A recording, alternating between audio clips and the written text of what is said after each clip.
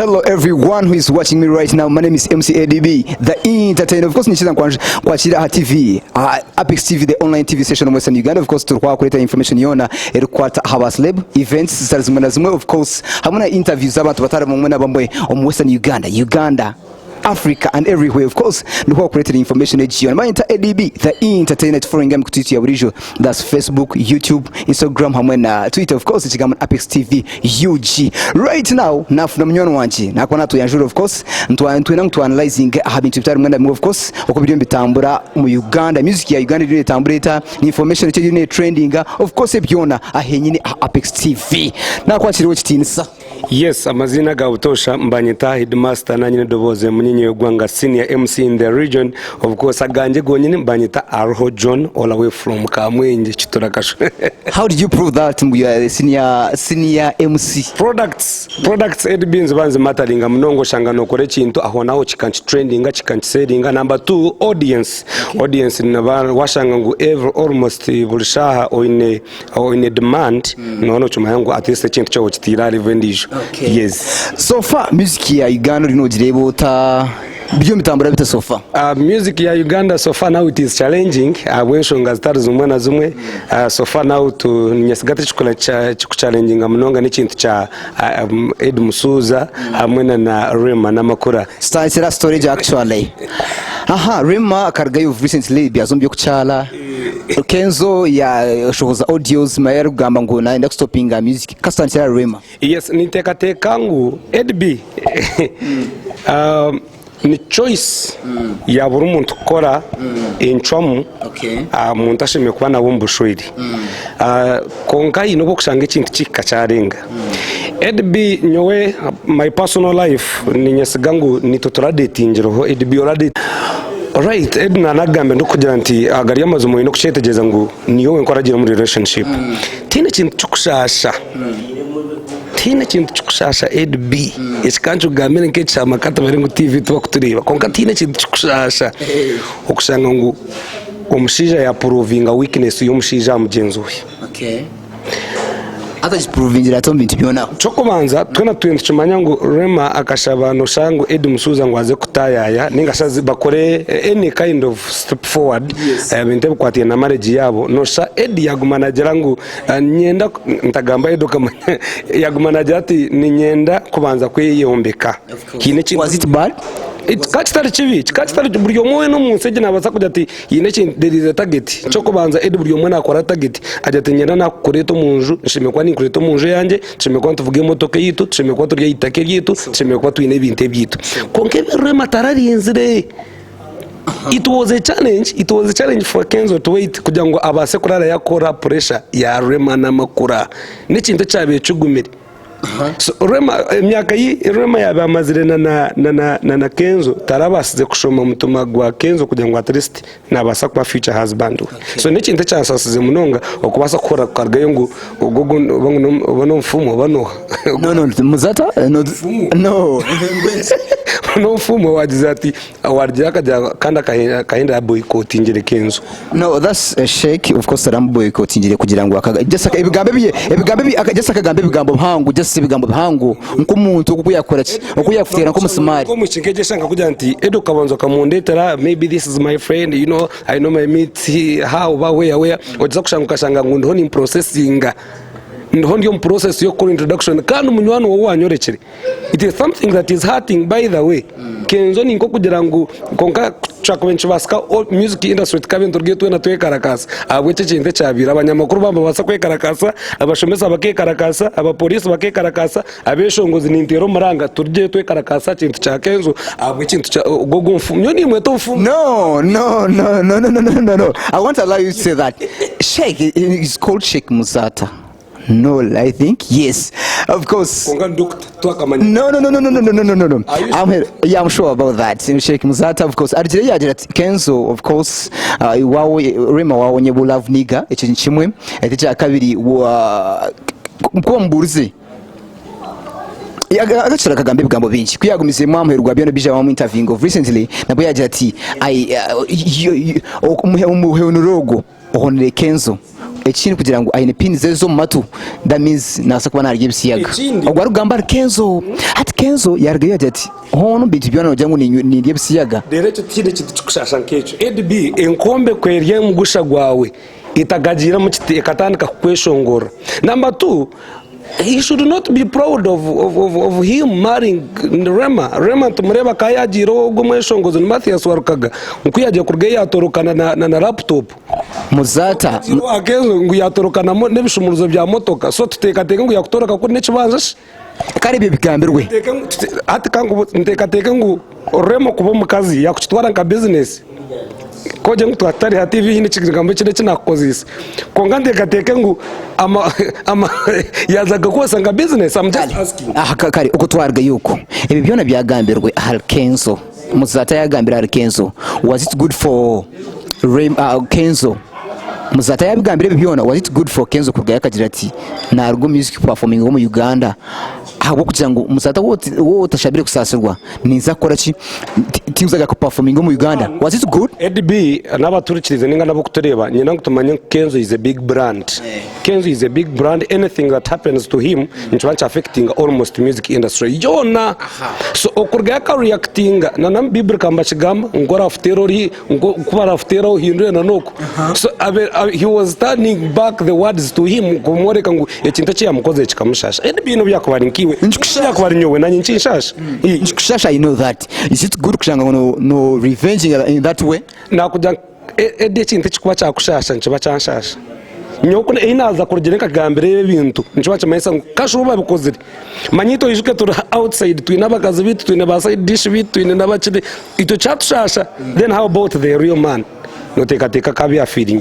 like no jira ngwenu wakwitinga music right now no kushaka kuba nakurisa no je kubona ufunaka hicho kuri wakora chi right now we are stepping down performing I know he's having money koka stepping down Eddie no just kuza kumu affecting wonko mu this is information to you and information to all team Eddie Kenzo that now Kenzo to his stage now he can eat, he can sleep, he can do anything without even giving out any other music. It's fine, I know that. It's fine, I know that. I know that. Konka like music ya Uganda no tajigara hansi ninga war mafia like life ya Kenzo kuruga hiya tanchiri up to right now. Was it the right way kushanga ngo stepping it down ngwenu katugambe ngo uri ya film star.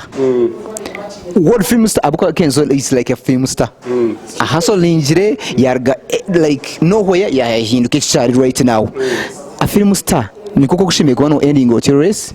I think it should be like ushimye kugumera n'ibgambe ibyo wanchenga ukabigumera mpaka uhendiri kure kati nimbasa kuza side yanje kanya mpereze obwenge Kenzo konkati nkamuzubira kuri actinga busasa bwaro nagarabamo reacting is fine but saying you stop music because of something because of that maybe stopping music is bad but because of pain that he's going through that's why I'm still insisting we can react anything nabasa reacting ngo muringo gona ede kintu cyo nshasha umuntu kumanye mpare umuntu kumanye sha me on my side I think yes na Kenzo no bwagize ngo ari kiro kintu cyo kwagambira statement age to me I think yeah no basagambe bibiyona no basakora kimwe cyona konka you can't say I've stopped music one mafia ninga shi film star no manyira yaza urutaro yariza kuruhendera no this thing of like mbu no kubigambo nkebyo mbeno je bigambo bibagambiro n'ibiki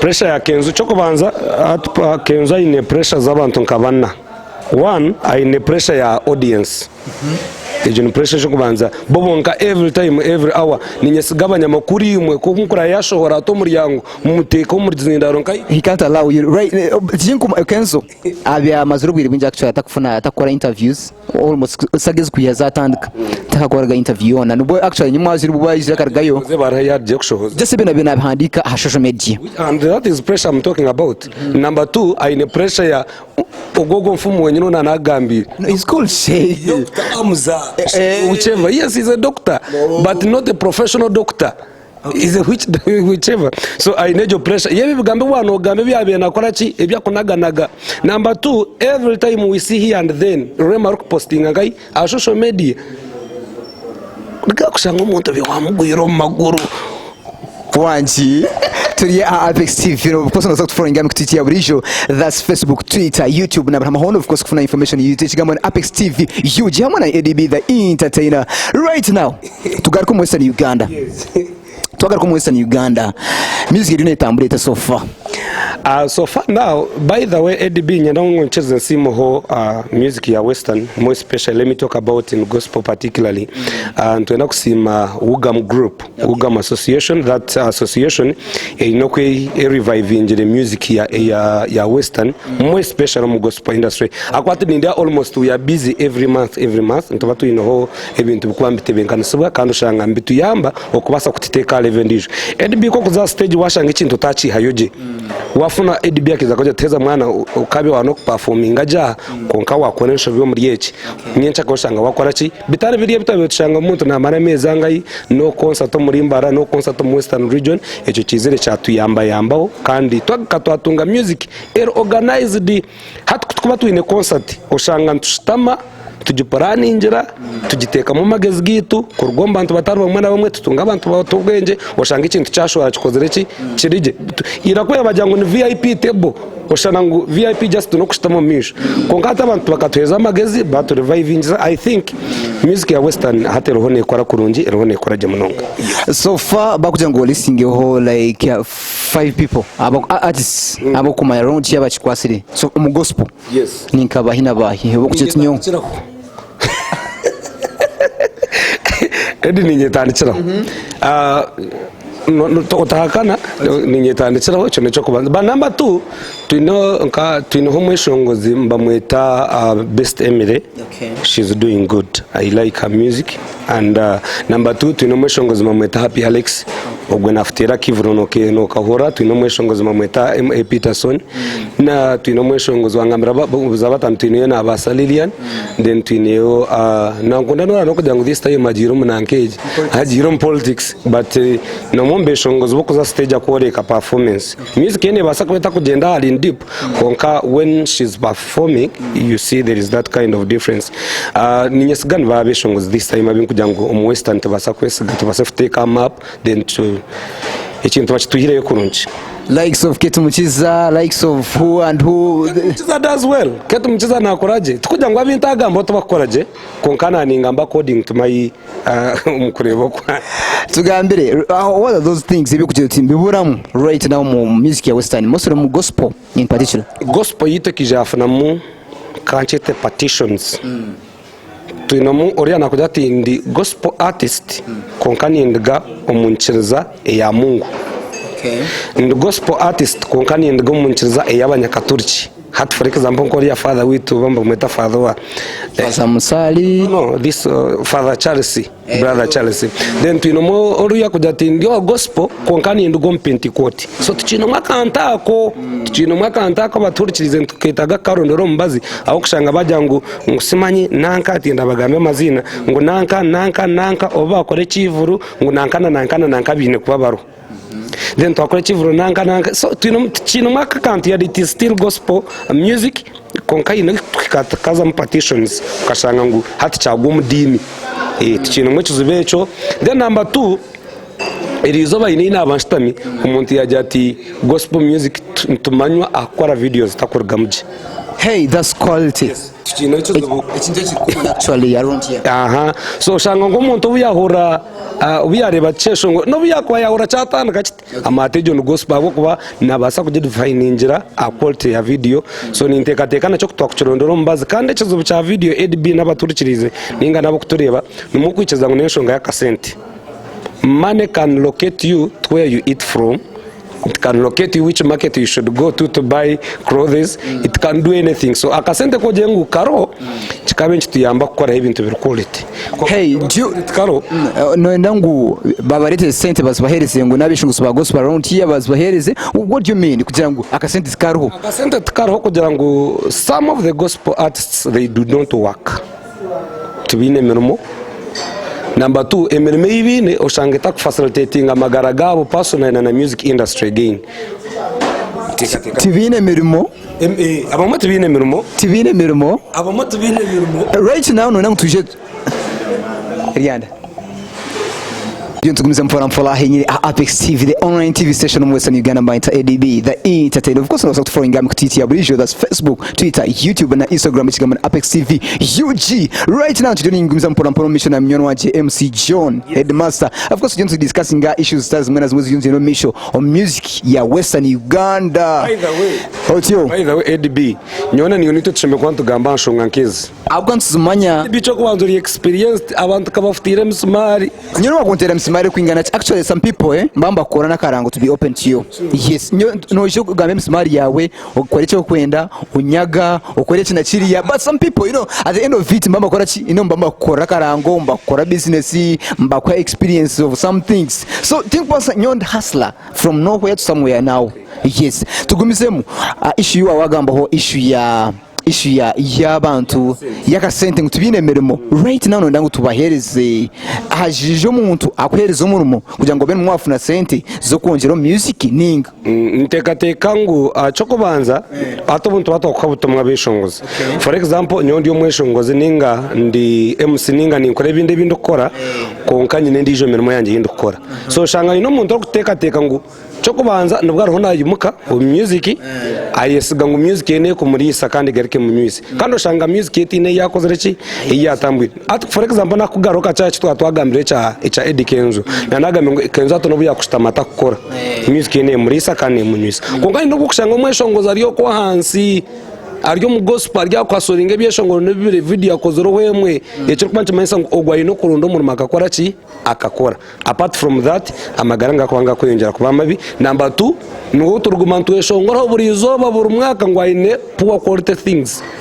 Obana video mbi, obana audio mbi, obana nenjwara nimbe ushanga umuntu ari ya stage ajwira nko kwa kwenda ibi omwami ango speed akushaka kubana tugambira abeshongozi ba gospel gumantu jwara. So if you do not want to work, then I have nothing to say about that. Quality y'ibintu ibintu kuko wagambaho, do you think ntikora nacho twaraga cha senti so fano rengo nacho nechizubu chamani quality ya audio videos? Yes, it's a problem. Number 2 maybe chindi chizube chino no kugira ngo we do not know where good things ibiti choko banza noza kushanga ngo omweshongozi yarga kwa side zo witu za chitura za kashonji wo kuyija na manyaka omukayembe studio library so inho yaza kuza gukora echeshongoro oshanga studio zizina amazina atakabasa kuzikizubwa ningatino umuntu akubasa kuzimugambira.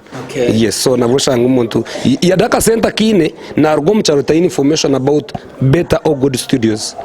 Yes, of recently bagambira ngo mbenda kwandisa abeshongozi ubona bo muyihanga ikintu cyo wacurireho mu mbenda kwandisa abeshongozi ubona bayimba manga twakoreki ono kukikora no kubona ukuru utena noti. Do you think that thing nchibanchikona ninga nchibanchiyamba ho yine?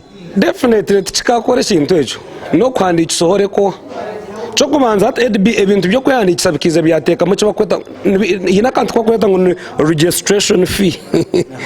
Hato ko kushanga registration fee umuntu yijana arga kuri inani ngambira tayine mitware ebiri just wakayirwe mbabazi bamutera cyeshongoro abamwe mbabari nko overnight ninga shinkai ayishongwe cyeshongoro cyurungi producer mbyata nakweza offer ayishongwe cyeshongoro cyongagari yamazo mano bakugira ngo 12 uyihandikisa takabasa kuzubaza icyo kwanje mayisa ngo bamara kwandikisa ndukutunga beshongozi abarabase kwandikisa which is very fine konka binji ushange batayihandikisa. Performing in those places like Star Kanisa like umushunguzi wa gospel right now yakujango ya performing like in bars and what ntibache kirungi ninga ntibache kibi to me yes I can say it's okay. Kurgaha na basari yani likes of Kate Mukiza ngubaze performing in certain bar kokuteka whole levels niza kugera bamwe no konga wambuza to gospel music niza kujya anti yes. One, why are you singing?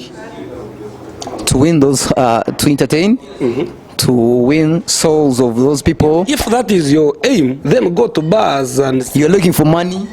If you're looking for money, go to bars and perform.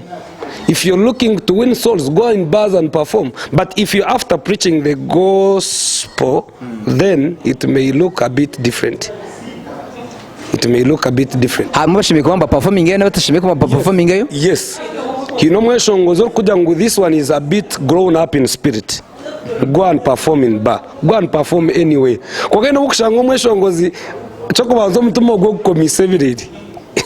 ubano nchenga yikato mbaraho na performing yareba demo ashitamenkaho umkwesho ngo ademu yija kumuhereza sente ninga shikujechi ya muhereza handi yagisima and whatever go mutagaruka so nchwanchi mayisa ngo ati Eddie kankweze cyo kurebera nk'abantu abo kutegeshonze nakwata kantu kariya irobo amutwa ko mahakantu ka light then kakatuguma nkazerera amizi kweko berye ekinyanja ekice irobo kakurumo ostura koko kushanga irobe cyuwateka yahansariyo nkagonya niye yarya kantu kawe noza kusturira bone ryagire no kwa so no mweshongozo witu wa gospel in case yaba na ishongoro mbara you have to first way kubanza wapuma okora kuremera in terms of spirit chencho moyo washango cyuryo mwana ibyo shongoro bibiri bishatu bina bitanu utakazayo konga bakwasere kintu atinyokanye no muna kuzombara ka performing icyo cyone ninde ndiyo murokore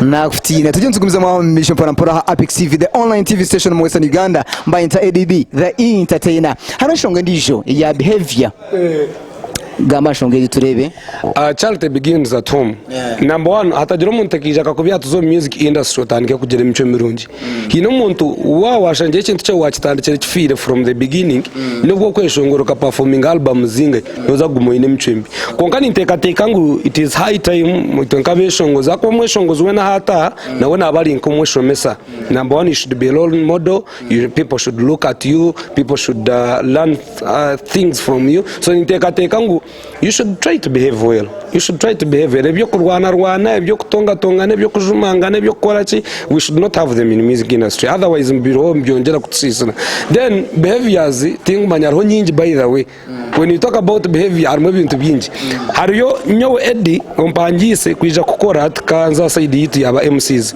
umpangise kwija gukora na gukora kunamara gukora wanje utiroko je ninza kureba nyinshi akari so that behavior is not tingo manyo bane tekurgana muka cheva ko majyangu charity begins at home I don't think that one comes from home nteka tikeche nembara yo muntu a character of a person umuntu yija mukoro gwawe ya performing kuyamara performing utiro ko gende mwine kintu kindi actually cyo twashira side mwine kintu kindi cyo kujya ijo kore mukamana za kuhereza umugisha umwana je performing like takafuna hugana ngo kuza poster takasa huga konkana za gumena nakora muri gice nakora muri gice tayina na sosi kugira ngo aje kore concert ngo muri je nkore mukamana nakomugisha cyo kubanza mukama umugisha nagwa wacengeze editing ngo wakade ngo hagata komugisha umugisha nakora cyo nagweza konka hariho ekimuntu murujunga cyo kwata attachments of a blessing ninga shebintu gwaguriyo mugisha rahango mugisha nago nagariki nico kureba umugisha handikiro kijya ngo arya ho mugisha emenumo yemekono